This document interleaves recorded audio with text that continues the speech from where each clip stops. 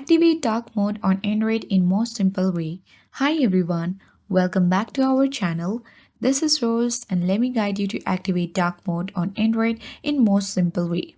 So without further ado, let's get started. First, you need to launch settings application on your device.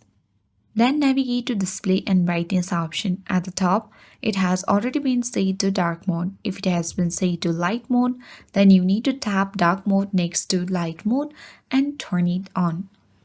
Here you can even schedule the dark mode. You can tap on it and set to custom, or you can tap on sunset to sunrise, or you can also tap on dark mode and choose the time. You can come back and here you can maintain the brightness as well.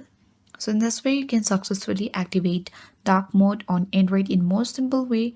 I hope this guide was helpful. If it was, then do like, share, comment and don't forget to subscribe.